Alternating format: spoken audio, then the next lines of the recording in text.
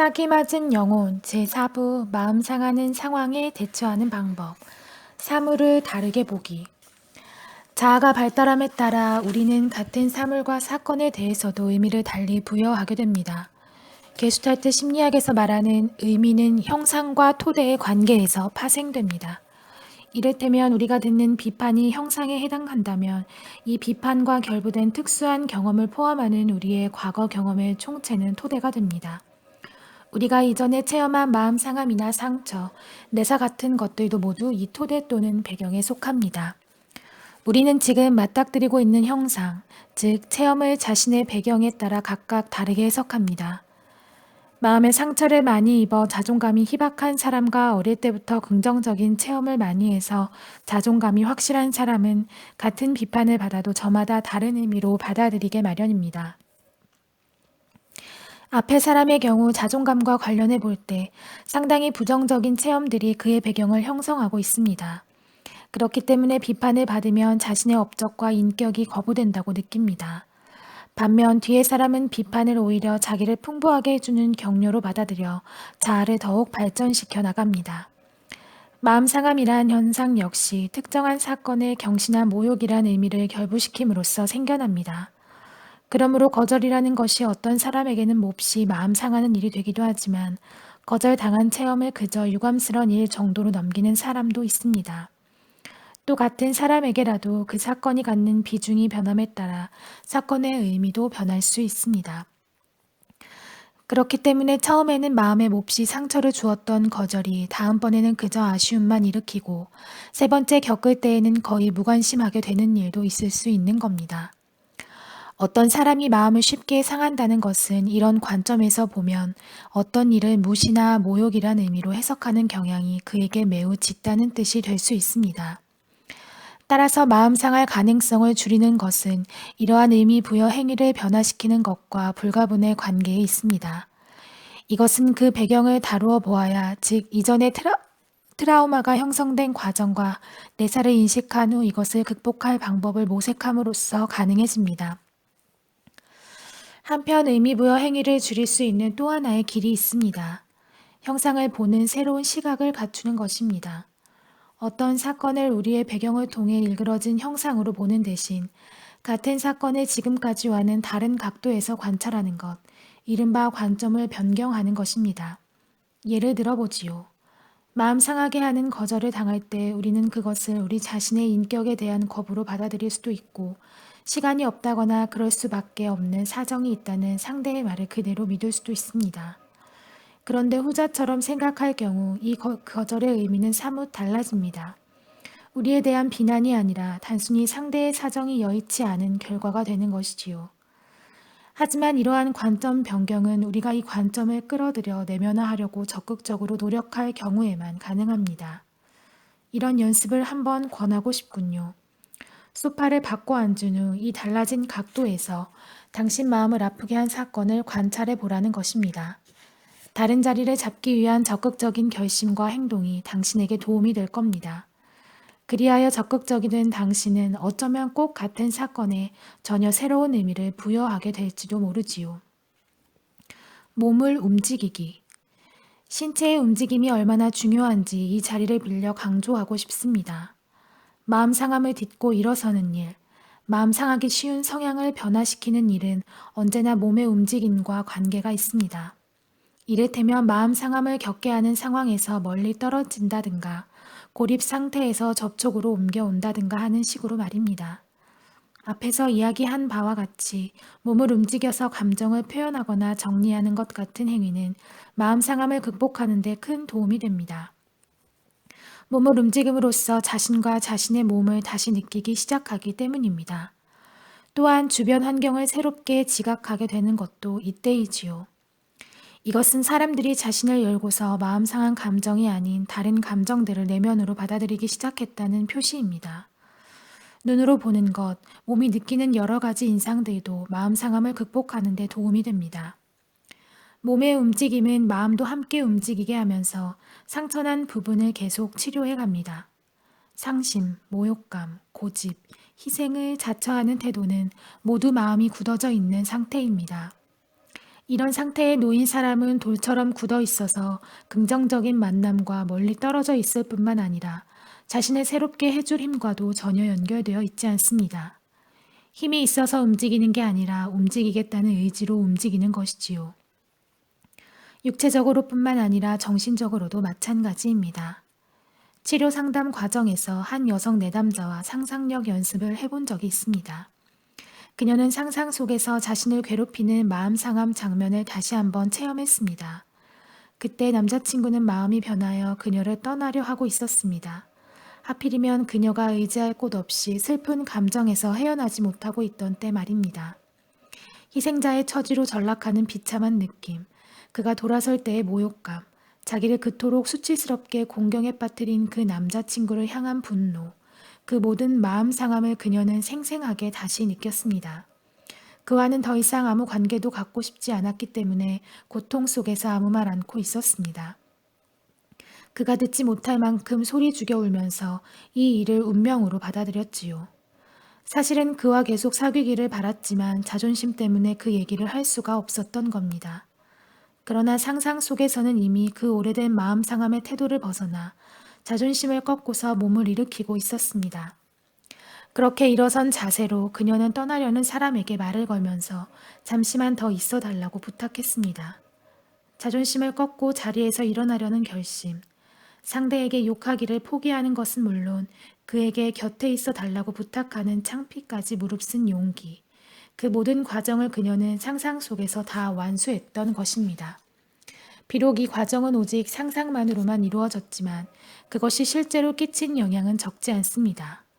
몸을 일으켜서 그에게 말을 거는 자신의 모습이 객관화되어 보였던 이 장면은 그녀의 내면에 중요한 상으로 자리 잡아 이후 그녀가 마음 상함을 겪을 때마다 좀 더 쉽게 그 상태에서 빠져나올 수 있도록 항상 도움을 주었으니 말입니다. 그리고 이 과정에서 가장 중요한 것은 뭐니 해도 상대를 향해 걸어갔던 본인의 움직임이었습니다. 앞에서 이미 언급했던 관점의 변경은 당사자가 한 위치에서 다른 위치로 옮아갈 때에 가능합니다. 이것은 있던 자리를 바꿀 때처럼 몸의 움직임을 통해 일어날 수도 있지만 한 사건을 보는 태도를 바꾸는 것과 같은 내면의 움직임을 통해서도 이루어질 수 있습니다. 우리는 움직임을 통해서 마음 상함을 이겨낼 수 있도록 자신을 돕는 것이지요. 마음 상함의 치료. 마음 상한 일 때문이라고 이유를 분명히 밝히고 심리 상담소를 찾는 사람은 거의 없습니다. 마음 상함은 대개 다른 문제 영역과 하나로 묶여 있게 마련입니다. 시민성 장애나 우울증, 불안증, 섭식 장애나 다른 중독 증상 등이 그 예가 될 수 있습니다. 불행하기 때문에 도움을 받으려는 사람들이 있는가 하면 확실히 믿을 수 있는 인간관계가 없어서 또는 배우자가 자기를 버릴까봐 불안해서 조언을 구하는 이들도 있습니다. 또 어떤 사람들은 배우자가 자기를 업신 여긴다고 불평합니다. 자기를 도무지 이해하지 못하는 데다 인정도 존중도 해주지 않는다는 것이지요. 또 다른 사람들은 아이들 때문에 고민입니다. 거식증에 걸려 있거나 마약 중독인 아이들 또는 범죄를 저지르는 자녀들이 있는 경우지요. 한대 상담 치료를 한참 하다 보면 밝혀지는 사실이지만 이런 일들 뒤에는 대개 마음 상함을 심하게 겪었던 기억이 숨어 있습니다. 이런 예가 있습니다. 자기 딸이 먹는 것마다 곧장 토하는 구토증에 시달리자 그 어머니는 엄마로서의 자기 위상에 크게 상처를 받았습니다. 모든 일을 똑 떨어지게 해내고 싶었던 이 어머니는 딸의 병과 맞닥뜨리자 그것이 모두 자신의 죄라고 생각했습니다. 대견스럽고 성공적인 딸을 보며 자랑스러워하고 자신도 좋은 엄마라고 자부하고 싶었지만 현실은 그것을 허락하지 않았지요. 그녀는 실패자로 자처했습니다. 자기 비하감에 휩싸였지요. 동시에 딸을 향한 원망도 생겼습니다. 따라서 치료에서는 일단 어머니와 딸을 분리하는 데 중점을 두었습니다. 어머니가 끊임없이 이른바 딸의 눈을 통해 자신을 보지 않도록 돕기 위해서였지요.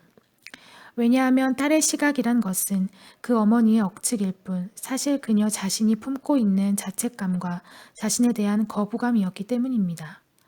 만약 딸을 자신과 분리된 존재로 체험할 수 있다면 그녀는 딸의 병을 결부시키지 않은 상태에서 자신을 독립적으로 정의할 수 있게 될 것이고 마침내는 자기 나름의 삶을 충만하게 꾸려갈 수 있을 것입니다. 마음의 상처를 치료할 때는 대개 다음 세 가지 점에 중점을 둡니다. 첫째는 신뢰에 찬 인간관계를 구축하는 일입니다. 내담자가 자신의 마음 상한 감정들을 마음 놓고 얘기할 수 있어야 합니다. 이 점은 앞의 장에서 이미 상세히 설명했습니다. 둘째는 내담자가 지금까지 살아온 배경을 잘 검토해 보아야 합니다. 자신의 상태가 마음 상함이라는 것을 내담자가 전혀 모를 때가 있는데 오히려 이것이야말로 그 상처가 무의식 속으로 깊이 뿌리내렸음을 분명히 보여주는 신호일 때가 종종 있습니다.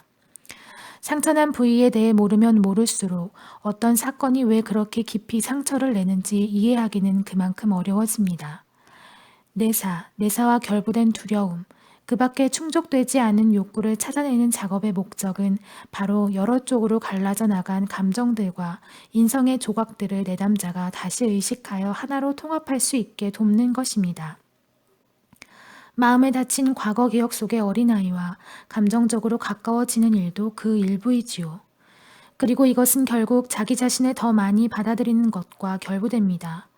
과거에 받은 상처를 좀 더 잘 이해하고 그것이 지금 나를 또 쉽게 마음 상하게 한다는 것을 의식하고 있으면 마음 상함을 훨씬 쉽게 해결할 수 있습니다. 셋째로 중요한 것은 현재 벌어지고 있는 마음 상함의 상황을 해결할 수 있도록 곁에서 도와주는 일입니다. 심리치료는 내담자가 자기 마음에 상처를 준 사람과 관계를 끊는 대신 계속 유지할 수 있도록 돕습니다. 상대와 직접 접촉이 불가능하거나 마음에 다친 사람이 그럴 용기를 내지 못하여 접촉이 이루어지지 않는 경우에는 내담자로 하여금 상담 중에 그것을 시연해 보도록 합니다. 마음을 다치게 한 사람이 바로 앞에 있다고 상상하며 가능한 한 사실과 같게 그려내게 하는 것이지요. 내담자는 마치 그 사람이 정말로 자기 앞에 앉아 있는 것처럼 행동합니다. 이런 가상의 상황은 보호받고 있다는 느낌과 안전하다는 느낌을 주기 때문에 내담자는 실제 상황에서보다 겁을 덜 먹습니다. 그러나 근본적으로는 현실과 똑같은 감정을 불러일으키는 효과가 있습니다. 내담자는 자신의 내면에 일어나는 감정을 전부 표현합니다. 화나고 창피하고 슬프고 한 감정들을 말입니다. 마치 자리에 없는 상대에게 직접 대고 말하듯 합니다. 이 연습의 장점은 내담자가 마음 상함으로 인해 환기된 자신의 여러 가지 감정을 체험할 수 있다는 데 있습니다. 느끼는 동시에 그 사실을 말하기 때문에 체험의 강도가 높습니다. 연습을 계속하다 보면 이번에는 자신의 내부에 자리한 두려움을 의식하게 되고 상처 준 상대에게 자기가 바랐던 게 무엇인지도 깨닫게 됩니다. 자신이 느끼는 것을 그대로 말하는 게 얼마나 사람을 자유롭게 하는지, 상대와 접촉하는 가운데 자기의 감정과 소망을 표현하는 것이 사람에게 얼마나 큰 힘을 주는지 경험하는 것이지요. 이 연습을 끝내고 나면 마음 상함을 해결하기 위해 상대를 직접 만나는 것조차 불필요해질 때가 종종 있습니다. 치유에 필요한 것을 이미 내담자가 경험했으니까요. 첫째는 자신을 다치게 한 사람에게 다시 가까이 가는 것으로 이것은 상상 속에서 이미 이루어졌습니다. 둘째로 내담자가 경험한 것은 상처를 소화해가는 과정인데 이것은 앞으로 내담자 자신의 몫으로 남게 됩니다. 마음의 상처를 치료하는 작업은 무엇보다도 내담자가 자기 책임을 떠맡도록 돕습니다. 상대에게 책임을 전가하거나 자기를 무조건 단죄하는 대신 마음 상함을 새로운 방법으로 해결해 나가겠다고 내담자가 능동적으로 결심할 수도 있으니까요. 그러나 결심은 상처받은 본인만이 할 수 있습니다. 상담 치료를 하는 목적은 마음 상함을 영원히 배제해 버리는 데 있지 않습니다. 오히려 그 상황에 유연히 대처할 수 있는 능력을 키우고 좀 더 자유롭게 결정할 수 있도록 돕자는 것이지요. 이 말이 뜻하는 바를 예를 하나 들어 분명하게 설명해 보겠습니다. 한 부인이 그림 전시회에 친구들을 초대합니다. 전시된 그림들 중에는 그녀 자신의 것도 있습니다. 한데 공교롭게도 친구들이 막 관람을 시작하려는 찰나 사건이 하나 일어납니다. 그 때문에 왁자지껄 토론이 벌어져 그림에는 아무도 관심을 기울이지 않습니다. 자기 그림을 전시한다는 사실을 무척이나 자랑스럽게 여기고 있던 차민이 이 일로 그 여성 화가가 심하게 마음 상할 만도 합니다. 그림을 그리느라 애도 많이 썼을 뿐만 아니라 자신이 보기에도 매우 좋은 작품들이니까요. 친구들에게 좋은 평을 받는 것이 그녀에겐 아주 중요합니다. 상황이 그쯤 되면 그냥 흥하며 돌아설 수도, 기분이 상한 김에 누군가와 말다툼을 벌일 수도 있을 겁니다.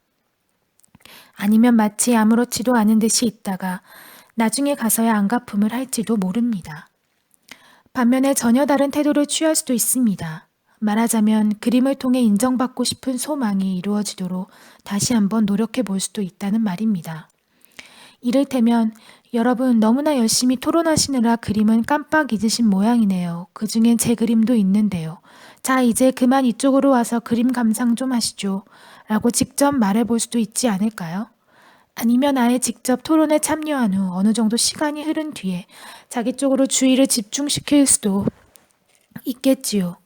또 마음이 상한 이유를 현실에서 찾아 검토해 본 후에 말 좀 해봐요. 내 그림이 영 신통치 않아요? 하고 물어볼 수도 있습니다. 어쨌든 취할 수 있는 태도는 여러 가지가 있고 그녀는 그 중에서 하나를 택하면 되는 것이지요. 이러한 유연성을 가지고 있으면 마음 상한 감정에서 벗어나 마침내 자기가 바라던 것을 얻기가 쉬워집니다. 이 경우에 그것은 친구들의 관심과 그림에 대한 칭찬이겠지요. 이러한 유연성은 자기를 스스로 책임지는 태도를 전제로 합니다. 다시 말해 모욕감을 느낀 나머지 마음 상함 상태로 굴러떨어지는 사태를 어떻게든 피하겠다고 결심해야 합니다. 상처받은 어린아이의 감정으로 반응하지 않고 성숙한 인간으로 행동하겠다는, 그리고 건설적으로 상대와의 교제를 계속하겠다는 자발적인 결심이 필요합니다. 그러기 위해서는 정서적으로 어느 정도 성숙해 있어야 하는데 이것은 부족할 경우 치료를 통해 학습될 수 있습니다. 치료 과정에서 이뤄내야 할 또 한 가지 중요한 점은 마음 상함 때문에 채워지지 않은 채로 있는 내담자의 욕구와 바람을 분명히 알아내는 일입니다. 상대에게 내가 필요로 하는 게 무언지, 상대가 어떠하기를 내가 바라는지를 확실히 알아야만 마음 상함을 극복할 수 있고 원하는 것을 얻는 데 힘을 집중할 수 있습니다. 동경하는 것, 원하는 것을 억압하는 것만큼 마음을 아프게 하는 것은 없습니다. 그러나 일단 그 동경과 욕구를 의식하면 빠져나갈 길이 보입니다. 위에서 예로 든 그 여성 화가의 소망은 친구들의 인정과 칭찬을 받는 것이었습니다. 그녀 자신이 그 소망을 부정하는 한 그녀는 계속 마음 상함의 상태에 머물러 있게 될 겁니다. 그러나 자신의 욕구를 확실하게 깨닫는다면 그것을 충족시키기 위해 노력할 수 있습니다. 다시 말해 자신을 만족시켜야 할 사람은 남들이 아니라 바로 자기 자신임을 깨닫고 그 책임을 스스로 질 때 자신의 독립성을 확보하게 되고 그로 인해 마음 상함에 훨씬 의연하게 대처할 수 있는 것입니다. 공감과 화해. 마음 상함을 극복하는 열쇠가 되는 단어는 자기를 아프게 한 사람의 마음을 역지사지로 느껴보는 일, 즉 공감입니다. 여러분에게는 이 말 뜻이 잘 이해되지 않을 수도 있습니다. 내게 상처를 준 사람을 생각만 해도 치가 떨리는데 어떻게 그 사람과 공감할 수 있단 말인가 해서 말입니다. 이해를 구하고 또 이해를 받을 수 있는 사람은 당신이지요. 왜냐하면 당신은 고통을 당하고 있으니까요. 마음 상함을 당한 처지에 공감하는 연습을 하다니 사물을 거꾸로 보는 것 같습니다. 이 거꾸로라는 말을 잘못된 이라고 하지 말고 다르게 입장을 바꿔서로 해석해 봅시다. 그러고 보면 이 거꾸로 된 시각이야말로 사실은 마음 상함을 극복하는 길이 됩니다. 그렇게 볼 때에야 우리는 비판을 받고 즉석에서 자기를 합리화하거나 마음을 다친 값으로 한방 되받는 대신, 그리고 자기를 비판한 사람과 절연하는 대신 그의 말을 조용히 들어볼 수 있으니 말입니다. 그리고 그제서야 상대는 자기가 상황을 어떻게 보는지, 왜 하필 그렇게 행동해야만 했는지를 우리에게 설명해 줄 수 있습니다. 그가 비판하는 말을 잘 들어볼 만큼 우리가 열린 마음을 갖고 있다면 이런 방식으로 공감과 이해를 계속 키워갈 수 있습니다. 그러는 가운데 분은 점점 사그라지고 상대와 절연하는 일은 점차 드물어집니다. 이해심과 공감을 갖는다는 것은 우리가 상처받고서도 화를 내지 않고 저항도 하지 않는다는 뜻이 아닙니다. 아픔에도 불구하고 상대에게 여전히 마음을 열어놓는다는 뜻일 뿐입니다. 공감을 갖게 되면 우선 성급하게 반응하지 않게 되고 상대를 계속 존중할 수가 있습니다. 우리가 마음 상한 상태에서 하는 것과는 정반대되는 태도지요. 이해심을 자꾸 방해하는 것은 단죄하는 마음입니다. 베른하르트 슐링크의 책 읽어주는 남자에 나오는 주인공의 대사가 이것을 잘 보여줍니다. 나는 한나가 저지른 범죄를 이해하면서 동시에 또 단죄하려고 했어. 이해하려고 노력하다 보면 내가 죄를 철저히 따져 묻고 있지 않구나 하는 느낌이 들었지. 그런데 철저히 단죄하다 보면 이번에는 또 이해할 여지가 전혀 남지 않았어. 이해와 단죄, 양쪽 모두를 잘해보려고 했어. 하지만 불가능했지. 남에게 공감하고 남을 이해한다는 것은 또한 우리 자신의 주제넘음을 극복해야 함을 의미합니다. 마음 상함 속에서 사실 우리가 대단히 중요한 존재이며 따라서 우리와 우리의 감정은 반드시 존중되어야 한다는 주장이 들어 있습니다. 그런데 우리는 남들에게도 과연 이와 꼭 같은 중요성과 의미를 부여하는가요? 그렇지 않은 게 분명합니다. 우리는 오로지 자신에게만 관심을 집중하니까요. 공감과 이해를 통해 우리는 우리의 좁은 시야를 넓혀서 다른 사람들에게까지 이르도록 할 수 있습니다. 이해심과 공감은 화해의 전제 조건입니다. 남을 험담하기를 그치고 둘 사이의 감정적 교류가 일어나는 바로 거기에서 화해는 시작됩니다. 상대와의 관계를 더 이상 지속하고 싶지 않은 경우라 해도 서로 존중하는 가운데 헤어질 수는 있습니다. 그럴 경우 언제든 다시 만나면 서로 마주보며 편안히 얘기할 수 있겠지요. 곤혹스러워하며 서로 슬금슬금 피하지 않고 말입니다. 그런데 화해에는 나를 다치게 한 사람과의 화해 외에 자기 자신과의 화해도 있습니다. 이것은 우리가 우리 자신에게 도착했다는 뜻으로 지금 있는 그대로의 자기를 받아들이고 존중함을 의미합니다. 현재 나의 모습이 아닌 것, 안간힘을 써서 도달해야 할 목표가 아닌 지금 이미 여기 존재하는 나의 모습만이 여기서 말하는 자기 자신입니다. 행복은 미래에만 있을 수 있어 하고 믿는 사람들이 많은데 그들은 지금 이 순간의 충만함을 지나쳐 버리고 있는 셈입니다. 우리가 행복할 수 있는 조건은 이미 넘치도록 마련되어 있습니다. 이제 현재에 떡 발을 딛고 서겠다는 결심만 하면 되는 것이지요. 미래에 무언가를 기대하고 있을 때에만 사람은 마음을 상하게 됩니다. 현재를 충만하게 느끼며 사는 동안에는 마음 상함이란 있을 수 없지요. 우리가 행복할 이유는 많고 많습니다. 굳이 마음 상함을 겪으면서 불행해질 이유가 있을까요? 희망 그리고 느긋함. 희망이나 느긋함이 마음 상황과 무슨 관계가 있담 하고 여러분은 고개를 갸웃거리실 겁니다. 대답부터 하자면 이 두 가지는 넓은 의미에서 마음 상함의 극복과 관계가 있습니다. 이를테면 희망은 기대에 대립되는 말이고 느긋함은 통제나 권력과 정반대의 개념이지요.